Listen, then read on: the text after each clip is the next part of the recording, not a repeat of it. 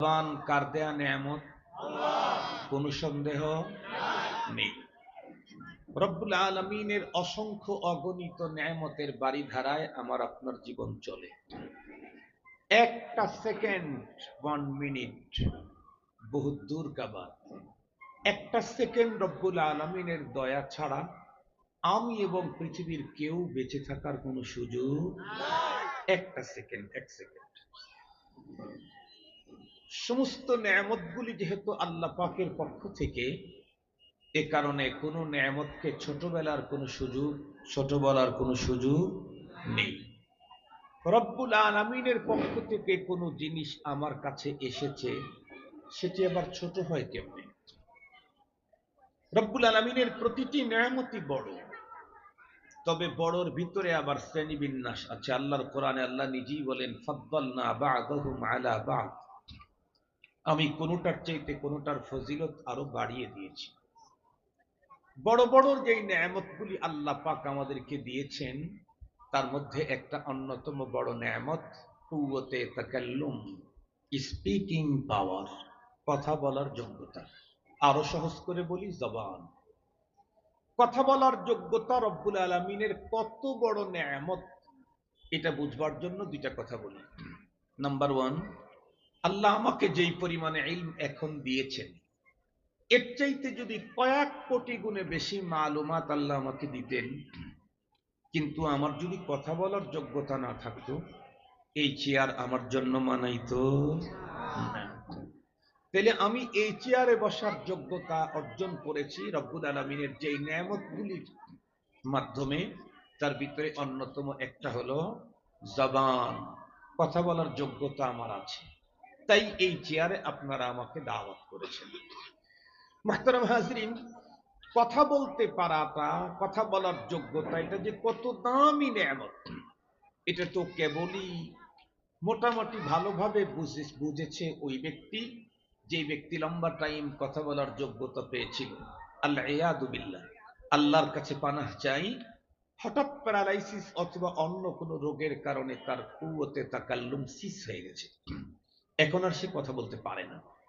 ওই লোকটাই বুঝে যে কথা বলার যোগ্যতা কত দামি নেয়ামত। কদরে নেয়ামত বাদে সওয়াল। আমি আপনি বলতে পারি তো এই জন্য বুঝতেছি না। যে বলতে পারতো এখন আর বলতে পারে না, সে বুঝে। এই জাতীয় লোকের কাছে কখনো গিয়েছেন কিনা জানি না, আমি গিয়েছি। আমি দেখেছি ওই জাতীয় লোক, ধরেন তার কলিজার টুকরা সন্তান দেশের বাইরে পাঠিয়ে দিয়েছেন উনি, সন্তান ওখানে খুব ভালো অবস্থান, দেশেও প্রচুর টাকা পাঠিয়েছে, সে অনেক সুন্দর বহুতল ভবন তৈরি করেছে একেবারে নতুন ডিজাইনে, সব ঠিকঠাক আছে। ছেলে বিদেশে থাকতেই বাবার প্যারালাইসিসে কথা বলার যোগ্যতা হারিয়ে ফেলল। এখন উনি সবসময় শুধু কাঁদতে থাকেন, ছেলেকে তো বলার কোনো সুযোগ নেই, মোবাইল ফোনে শুধু দেখেন আর চোখের পানি ঝরান। বাবা তুমি কেমন আছো এ কথাও বলতে পারেন, তাকে যে দেখতে ইচ্ছে করতেছে এই কথাটাও ছেলেকে বলতে পারতেছে না। কেন? কথা বলার যোগ্যতা নেই। তবে ভিতরে খুব আবেগ। আমার ছেলেটা যদি আসতো, 15 বছর পর সেই ছেলে আসলো, আজকে তো বাবা আনন্দে আত্মহারা হয়ে যাওয়ার কথা। 15টি বছর ধরে যেই সন্তানের ডাইরেক্ট সাক্ষাতের প্রত্যাশায় ছিলেন, আজকে সেই বুকের ধন বুকে এসেছে। কিন্তু ছেলে যখন বাবার সামনে দাঁড়ায়, তার যেন ব্যথা অন্তরের উপরে আরো বেড়ে যায়। মনে হয় যেন হিমালয় চেপে গেছে তার বুকের উপরে। কেন?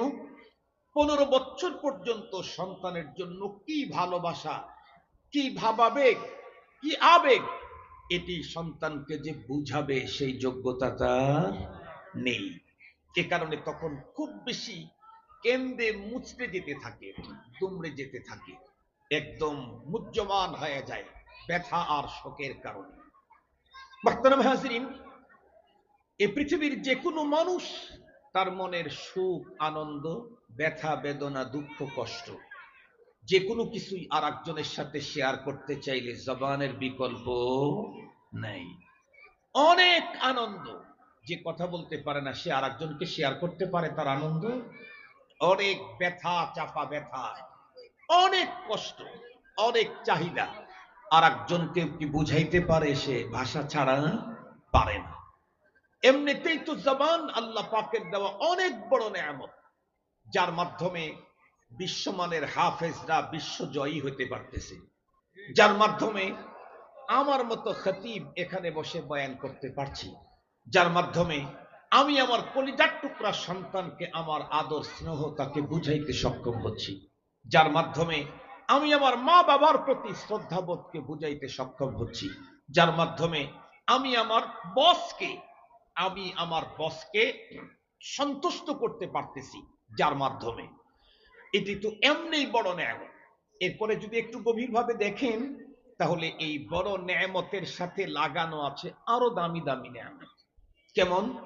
কথাগুলি যেভাবে বলি সেভাবে বুঝবেন, একটু বেশি বুঝলে কিন্তু ঝামেলা। আমাদের বাঙালিদের অস্বভাব হলো একটু বেশি বোঝা। হুজুর যতটুক বলে তার চাইতে 1.5 লাইন উনি বেশি বুঝে, এটা বাঙালিদের একটা স্বভাব আছে। আমি যতটুক বলি ততটুকু একটু বোঝার চেষ্টা করেন। বলুন তো দেখি, মানব আর দানবকে আল্লাহ কোন টার্গেট নিয়ে তৈরি করেছেন? শুধুই ইবাদতের জন্য। আল্লাহর কোরআনে আল্লাহ বলেন, ওয়ামা খালাকতুল জিন্না ওয়াল ইনসা ইল্লা লিয়াবুদুন।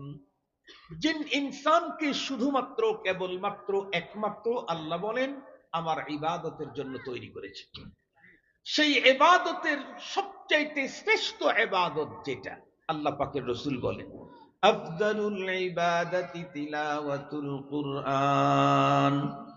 আমি সৃজিতই হয়েছি শুধু ইবাদতের জন্য, আর সমস্ত ইবাদতের মধ্যে শ্রেষ্ঠ ইবাদত নবীজি বললেন কোরআনে পাকের তিলাওয়াত। আমি জিজ্ঞেস করতে চাই, যে ইবাদতের জন্য রব আমাকে তৈরি করলেন, সেই ইবাদতের সবচাইতে শ্রেষ্ঠ যেটা, সেটা হাত দিয়ে, পা দিয়ে, পেট দিয়ে, পিঠ দিয়ে, মাথা দিয়ে, কান দিয়ে, নাক দিয়ে এই ইবাদত করা সম্ভব না জবান লাগে? কথা বলেন না কেন? আমি যে ইবাদতের জন্য তৈরি হয়েছি, সেই ইবাদতের শ্রেষ্ঠতাই আল্লাহ জবানের সাথে লাগিয়ে দিয়েছেন, সেটি হলো কোরআনে পাকের তিলাওয়াত। এটা জবানি আমল। বলুন তো দেখি, তাহলে জবানের দাম কি কমে গেল না আরো বাড়লো? আরো বাড়লো। শুধু কি তাই না, আল্লাহ রাসূল আরো বলেন আফদালুদ যিকরি লা ইলাহা ইল্লাল্লাহ। সবচাইতে শ্রেষ্ঠতম জিকির সেটা হলো লা ইলাহা ইল্লাল্লাহ। জিজ্ঞেস করতে চাই, এটা কি পেট পিট দিয়ে, হাত পা দিয়ে হয় না জবান দিয়ে?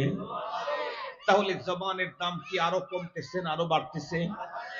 এরপরে গভীরভাবে যদি লক্ষ্য করেন, আল্লাহ পাক কোরআনে আমাদেরকে অনেক অর্ডার করেছেন, নামাজ পড়ো, রোজা রাখো, হজ করো, যাকাত দাও, জিহাদ করো, অনেক। কিন্তু এই অর্ডার গুলা দেওয়ার আগে আল্লাহ তাআলা মেসেজ দেন নাই যে আমি এরকম করি তোমরা এটা করো। ডাইরেক্ট আল্লাহ তাআলা অর্ডার দিয়েছেন। একটা অর্ডার এমন আছে যে অর্ডার আমাদেরকে দেওয়ার আগে আল্লাহ একটা মেসেজ দিয়েছে। কি মেসেজ? আল্লাহ বলেন এই কাজটা আমি করি, আমার ফেরেশতাকুল করে, সুতরাং ঈমানদার তোমরাও করো। কোরআন শরীফ আল্লাহ তাআলা বলেন ইন্নাল্লাহা ওয়া মালাইকাতাহু ইউসাল্লুনা আলান নবী ইয়া আইয়ুহাল্লাযীনা আমানু সাল্লু আলাইহি ওয়া সাল্লিমু তাসলিমা। আল্লাহ পাক বলেন নিঃসন্দেহে আল্লাহ এবং তার ফেরেশতাকুল নবীজির উপরে দরুদ পাঠায়, সুতরাং হে ঈমানদার তোমাদেরকে আমি অর্ডার করছি তোমরা তোমাদের নবীর উপরে সালাত ও সালাম পাঠাও। তাহলে বলেন তো দেখি, অনেক ইবাদত আল্লাহ পাক আমাদেরকে করতে বলেছেন, কিন্তু আল্লাহ করেন এটা বলেন নাই। কিন্তু এই ইবাদতটা আল্লাহ নিজে করেন, ফেরেশতারা এই কাজটা আল্লাহ নিজে করেন, ফেরেশতারা এই কাজটা করে, সেই কাজটা আমাদেরকে করার জন্য বললেন। তাহলে রব্বুল আলামিনের অন্য হুকুমের তুলনায় এই হুকুমের মর্যাদা কমলো না আরো বাড়লো? বাড়লো। জিজ্ঞাসা করতে চাই, সেই হুকুমটা পালন করতে নবীর উপরে দরুদ পড়তে হাত আর পা দিয়ে হবে না জবান লাগবে? তাহলে বলুন তো দেখি, জবানের দাম আরো কমলো না আরো বাড়লো? শুধু তাই না, এই যে আজকের এখানে মাহফিল, অনেক প্রকৃতির লোক এখানে আছে। আমরা কিছু লোক আসছি বয়ান করার জন্য, কিছু লোক এই মাহফিলের ইন্তজাম করেছেন, কিছু লোক এই জায়গাতে টাকা পয়সা সহযোগিতা করেছেন, কিছু আপনারা সবাই এখানে শুনতে এসেছেন। সবগুলি লোকের কাজ ভিন্ন ভিন্ন হলেও টার্গেট কিন্তু একটা। সেটি কি? আমরা দুনিয়ার ওপারে চিরসুখের জান্নাতি হতে চাই। দুনিয়ার ওই পারে কোথায় থাকতে চাই? জান্নাতে থাকতে চাই। এটা সবার। আমি যে ওয়াজ করতে আসছি আমার শেষ টার্গেট ওইটাই। যারা মাদ্রাসা করেছে তাদের শেষ টার্গেট ওইটাই। আপনারা যারা কষ্টে অর্জিত টাকা এখানে দিয়েছেন আপনাদের শেষ টার্গেট ওইটাই। যারা শুধু ওয়াজ শুনতে এসেছেন তাদেরও শেষ টার্গেট ওইটাই। কিন্তু রব্বুল আলামিন কেউ যদি জান্নাতি হতে চায় তাকে একটা অপশন দিয়েছেন সূরাতুল কারিয়া। আল্লাহ তাআলা বলেন, فَأَمَّا مَنْ ثَقُلَتْ مَوَازِينُهُ فَهُوَ فِي عِيشَةٍ رَاضِيَةٍ। রব্বুল আলামিন বলেন, তোমরা যারা জান্নাতি হতে চাও তাদের জন্য একটা কোয়ালিটি লাগবে। কি? পরপারে তোমার আমল ওজন করা হবে, তো সেই দিন যদি তোমার নেকির পালাকে বেশি ওজনই করতে পারো তাহলে ফাহুয়া ফি ঈশাতির রাদিয়া, তাহলে তোমাকে জান্নাত দেওয়া হবে। সুবহানাল্লাহ বললেন না যে একটু? তাহলে মিজানে পালায় যখন আমার আমল যখন ওজন করা হবে, নেকির সাইডটা ওজনই হলে জান্নাত পাবো, এ কথা কে বলেছেন? আল্লাহ। আল্লাহ তাআলা ওয়াদা মিস করেন মাঝে মাঝে। ইন্নাল্লাহা লা ইউখলিফুল মিআদ। আল্লাহ পাক কখনো ওয়াদা মিস করেন না। এখন আসেন, আমরা মিজানের পালায় কি কি ওজন করা হবে? সহিহ বুখারী শরীফের সর্বশেষ হাদিসে আছে, ইমাম বুখারী রাহমাতুল্লাহি আলাইহি পরিচ্ছেদই কায়েম করেছেন যে পরপারে মানুষের কথা এবং কাজ মিজানের পালায় উঠায় ওজন করা হবে। ইন্না আমালা বানি আদম ওয়া আকওয়ালাহুম তুজানু ইয়াউমুল কিয়ামা। কিয়ামতের দিন আমাদের কথা এবং কাজ সবগুলাই মিজানের পালায় উঠানো হবে। আমার তো দরকার নেকির পালা ভারী হওয়া, কেন? আমার টার্গেট জান্নাতে যাওয়া। আর জান্নাতে যেতে চাইলে নেকির পালাটাকে ওজনই করলে সূরাতুল কারিয়াতে আল্লাহ তাআলা বলে দিলেন তুমি জান্নাতি। এখন আসেন, আল্লাহ পাকের হাবিব বুখারী শরীফের সর্বশেষ হাদিসে একটা চমৎকার হাদিস আল্লাহ পাকের রাসূল আমাদেরকে বলেছেন কি? কালিমাতান, দুইটা কালিমা। এই দুইটা কালিমার বৈশিষ্ট্য হলো তিনটা। কালিমা কয়টা? দুইটা।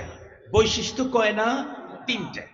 তার ভিতরে এক নাম্বার বৈশিষ্ট্য হলো হাবিবাতান ইলার রহমান। এই কালিমা দুইটা আল্লাহর কাছে খুব প্রিয়।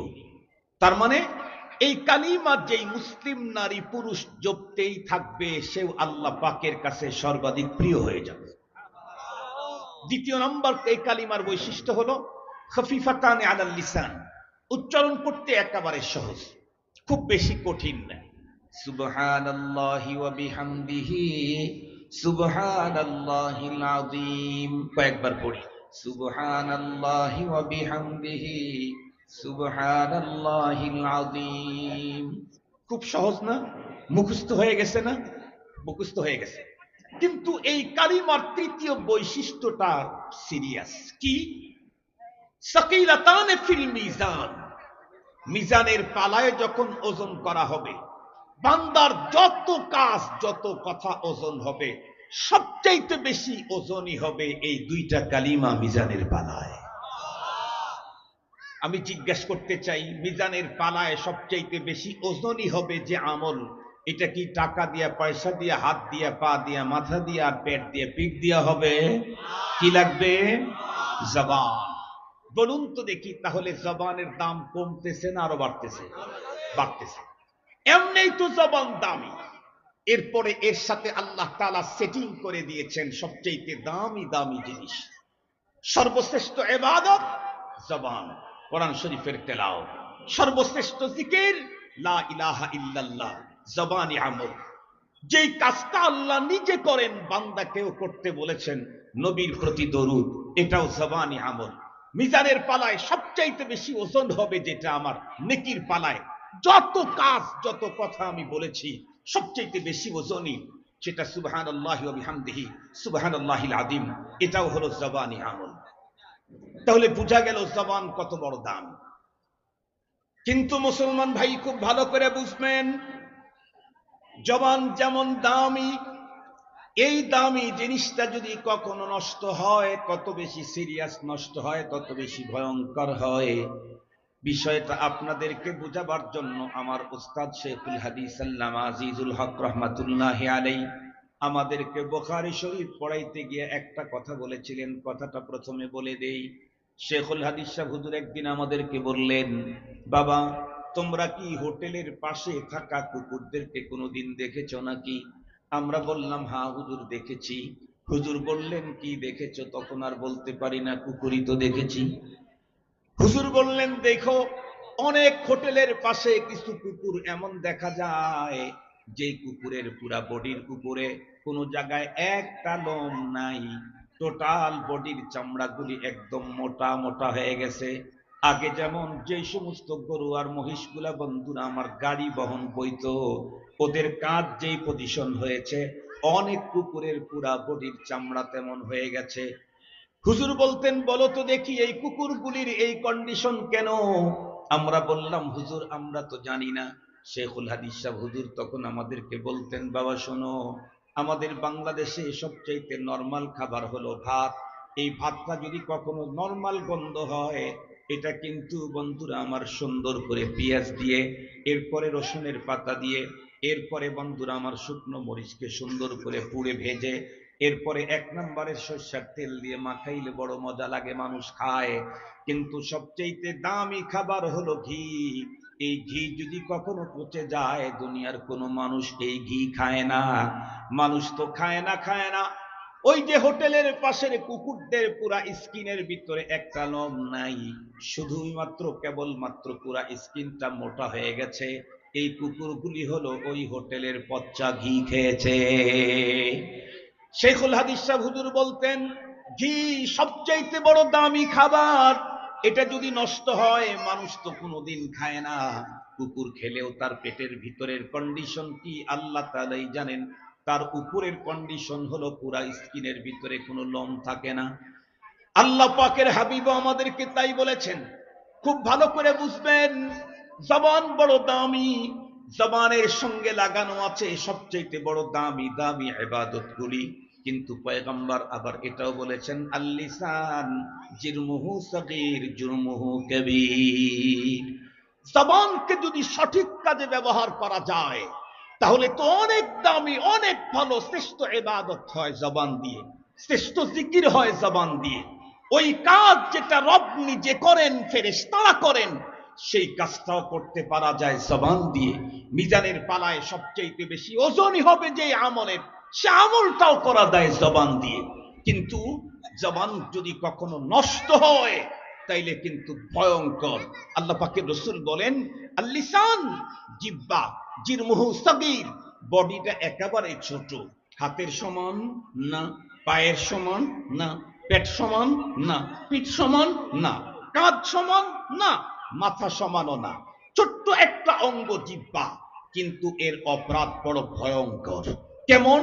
হাত দিয়ে, পা দিয়ে, পেট দিয়ে, পিঠ দিয়ে, নাক দিয়ে যা অপরাধ মানুষ করতে পারে, এর চাইতে ভয়ঙ্কর অপরাধ হলো জবানের।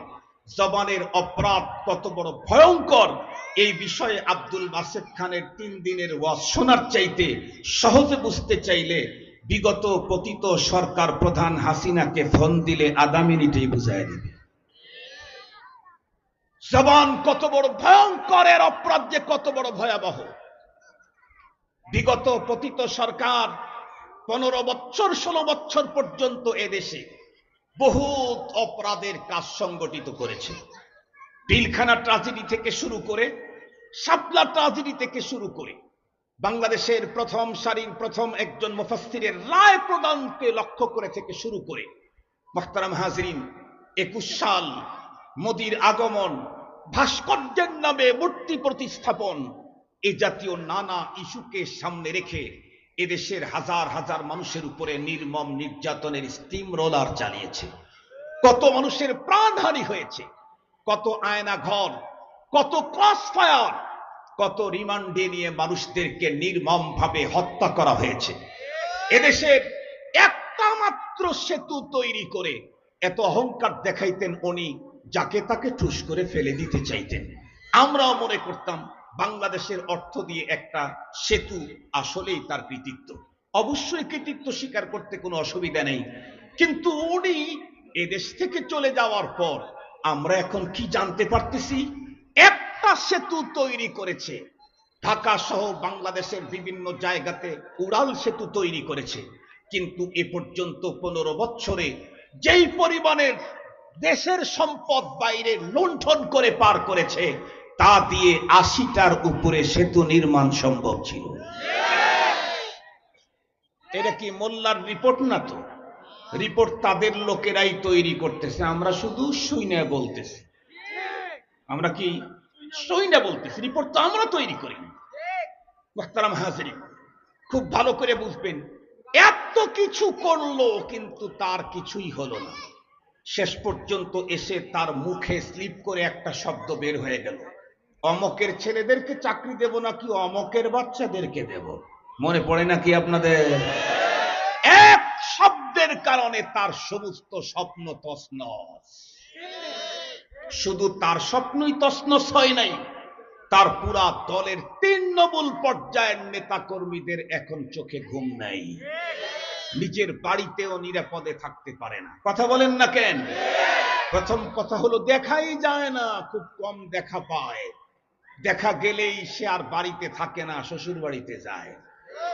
একজনের একটা কথা কত বড় ভয়ঙ্কর, শুধুমাত্র তার স্বপ্নকে তছনছ করেছে তাই না, আমি যদি আগায়া বলি অত্যুক্তি হবে না, পৃথিবীর ইতিহাসকেই সে চেঞ্জ করে ফেলেছে। কেমনে কেমনে কেমনে? ঢাকা শহরের ভিতরে ঢুকে দেখেন, সারা জীবন জন্মের পর থেকে শুনে আসলাম, দেখে আসলাম, লিখে আসলাম, পড়ে আসলাম, জুলাই মাস 31 তারিখ হয়, কিন্তু ওনার এক শব্দের কারণে জুলাই মাস 5 দিন বেড়ে এখন 36 তারিখ হয়ে গেছে। কথা বলেন, কথা বলেন। লেখা আছে না 36শে জুলাই? পৃথিবীতে কোনোদিন দেখেছেন 36শে জুলাই? একটা শব্দের কারণে জুলাই মাস পর্যন্ত 36 তারিখ হয়ে গেছে। সমস্ত স্বপ্ন তছনছ। ডিজিটাল বাংলাদেশ গড়ার পরে স্মার্ট বাংলাদেশ তৈরি করার ঘোষণা দিয়েছিলেন, কিন্তু আমাকারু আমাকারাল্লাহ ওয়াল্লাহু খায়রুল মাকিরিন, স্মার্ট বাংলাদেশ গড়ার সুযোগ আর হয় নাই। স্মার্ট পদ্ধতিতে রান্না করা খাবার ফেলে রেখে ভেগে যেতে হয়েছে। স্মার্ট পদ্ধতিতে ভেগে গেছে। খাবার তৈরি করেছিলেন, খেতে পারে নাই। মুহতারাম হাজিরিন, তাদের এই দুঃখ দুর্দশার কথাগুলি আমি বলে আপনাদেরকে তৃপ্তি দিতে চাই না, এখান থেকে আমি আর আপনি সবক নিতে চাই। তাদের দুঃখ দুর্দশা কষ্টের কথাগুলি আপনাদেরকে বলে আমি আর আপনি তৃপ্তি নিলাম, মজা নিলাম কিলা না? ফাতাবিরু ইয়া উলিল আবসার। এখান থেকে আমাকে আপনাকে শিক্ষা নিতে হবে, যেটা সেটা হলো তার মতো একজন প্রভাবশালী নারী নেত্রী।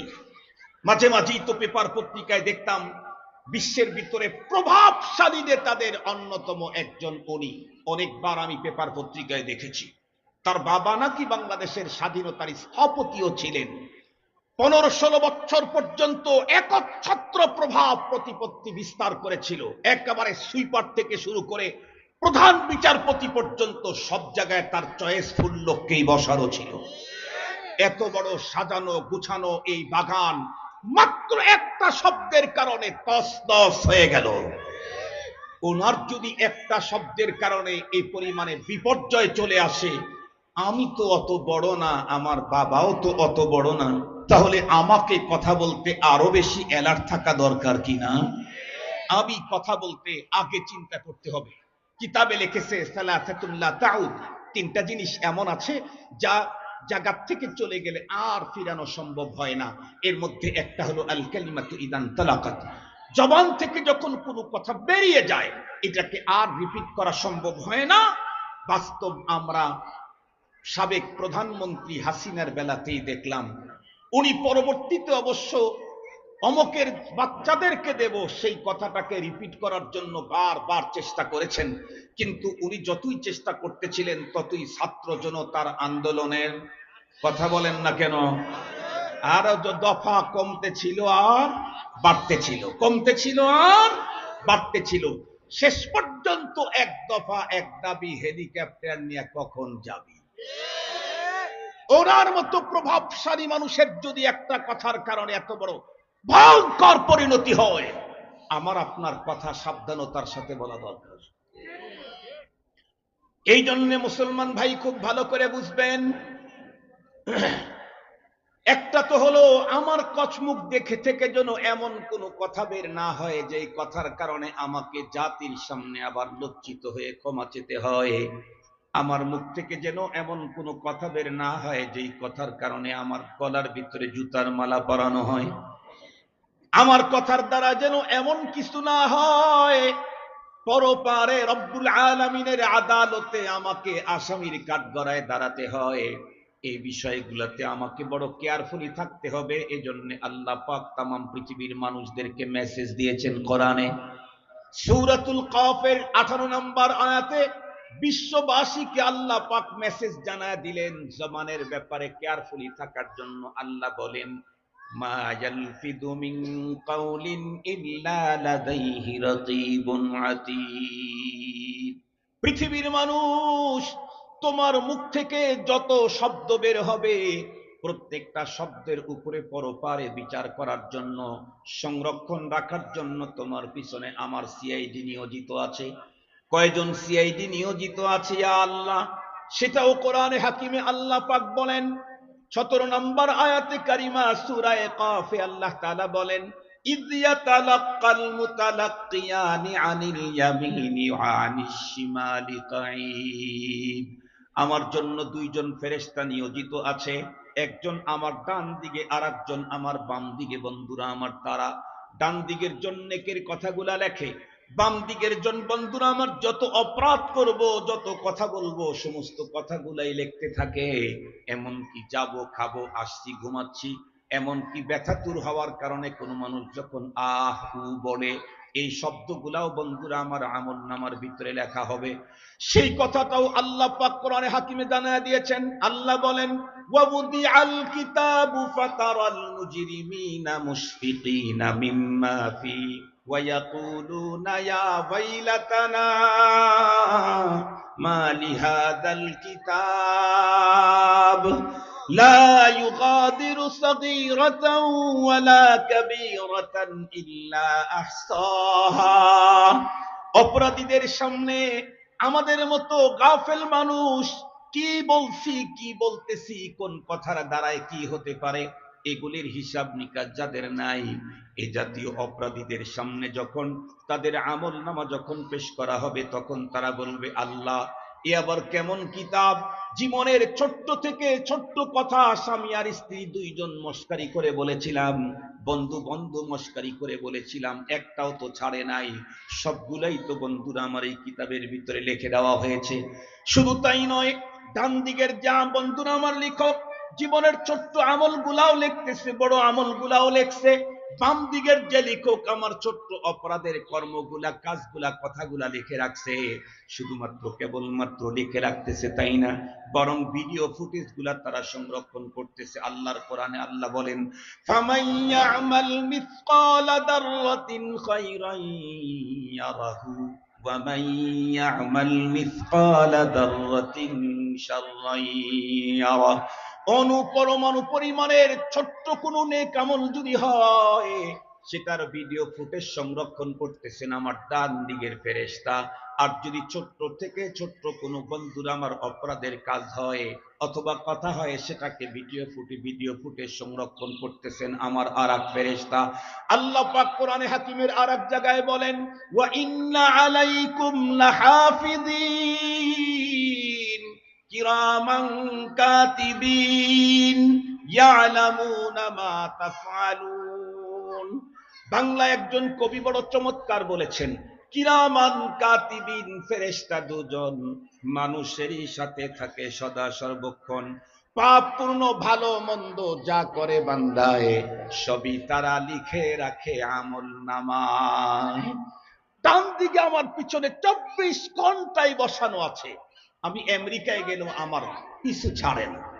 আমি যদি মঙ্গল গ্রহে যাই, রবের দেওয়া সেই সিআইডি আমাকে কখনো ছাড়ে না। আমি যদি চাঁদের জগতে যাই, আমি তাকে কখনো মিস করে যেতে পারি না। আমি যদি তাহতাসসারা আন্ডারগ্রাউন্ডে ঢুকি, আমার সাথেই সে থাকে। আমি যদি কখনো সমুদ্রের তলদেশে উন্নত প্রযুক্তির মাধ্যমে কোনো মিটিং কক্ষ তৈরি করে বিশ্ব নেতাদেরকে নিয়ে পৃথিবীর কেউ জানবে না, সেখানে মিটিং করতেও যদি ঢুকি, বলুন তো দেখি আমার সাথে সাথে রব্বে কারিমের সেই সিআইডি দুইটা আছে না নাই? আছে।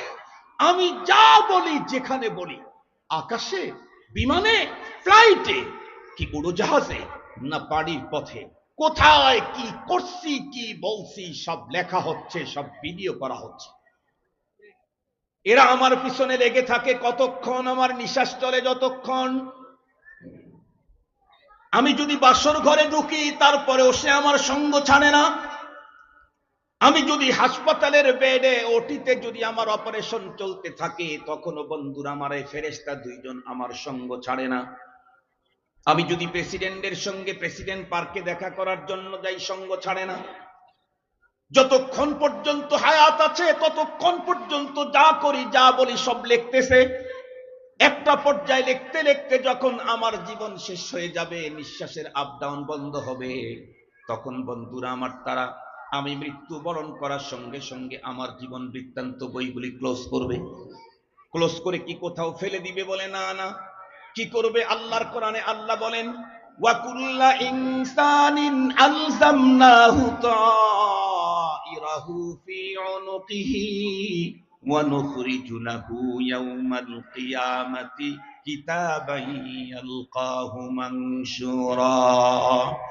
ইকরা কিতাবাক ইকরা কিতাবাকা কাফা বিনাফসিকাল ইয়াওমা আলাইকা হাসিবা। খুব ভালো করে বুঝবেন, এই দুইজন বন্ধুরা আমার নিঃশ্বাস থাকা পর্যন্ত লিখতেই থাকলো। যখন মরে গেলাম, লেখা বন্ধ করলো, কিতাবখানা পরবর্তীতে সংরক্ষণ করে রাখলো। পরপারে ওরা আমার গলার ভিতরে আমার জীবন বৃত্তান্ত বইটা ঝুলাইয়া দেবে, আমার গলার ভিতরে ঝুলাইয়া দেবে। পরবর্তী যখন খুলবে, কোরআনের আরেক আয়াতে আল্লাহ বলেন, ওয়াজাদু মা আমিলু হাদিরা। জীবনে যা করেছে সবগুলি তার সামনে দিবালোকের ন্যায় ভেসে আসবে। এক পর্যায়ে তাকে বলা হবে, ইকরা কিতাবাকা কাফা বিনাফসিকাল ইয়াউমা আলাইকা হাসিবা। তোমার কিতাব তুমি পড়ো, তোমার কিতাব তুমি পড়ো, তোমার হিসাব তুমি করো। সেদিন তো মানুষ নিজের চোখে দেখবে পুণ্যের কি মজা, পাপের কি সাজা। কথা কি বুঝতে পারছি আপনাদেরকে? সেদিন মানুষ নিজের চোখে দেখবে ছোট্ট একটা পুণ্যের কি মজা, ছোট্ট একটা পাপের কি সাজা। কোন পুণ্যের কি পরিমাণে মজা, কোন পাপের কি পরিমাণে সাজা, এটি মানুষ দেখতে থাকবে। রব্বে করিম তাদের সামনে যখন তার জীবন বৃত্তান্ত ছেড়ে দিয়ে বলবে, তুই পড়, তোর আমলনামা তুই পড়বি, তোর বিচার তুই করবি। সেদিন তো আর কোনো উপায়ই থাকবে না। একটা পর্যায়ে বলবি, ইয়া লাইতানা লাউলাম উতা কিতাবিয়া, হায় যদি আজকে আমলনামা আমাকে না দেওয়া হতো, তাহলেই তো আমার আজকে জীবনটা রক্ষা পেত। কিন্তু না, সে সুযোগ সেদিন আর থাকবে না। মুহতারাম হাজিরিন, এজন্য আসুন, দুনিয়া এবং যা দেখতেছি সবগুলি গত হতে যাচ্ছে, আখিরাত টোটালটাই সামনে রয়ে গেছে। কথা বলেন, মৃত্যু সামনে, কবর সামনে, হাসর সামনে, পুলসিরাত সামনে, আল্লাহর আদালত সবই তো সামনে। সেই দিনের জন্য কি করলাম? সর্বোপরি কথা হলো, আমরা আমাদের জবান আল্লাহ পাক দিয়েছেন অনেক দামি নেয়ামত, যা দিয়ে শ্রেষ্ঠ ইবাদত করতে পারি, শ্রেষ্ঠ জিকির করতে পারি, সর্বোত্তম আমল করতে পারি, সবচাইতে ওজনী আমলটাও করতে পারি। সুতরাং জবানকে খালি রেখে লাভটা কি?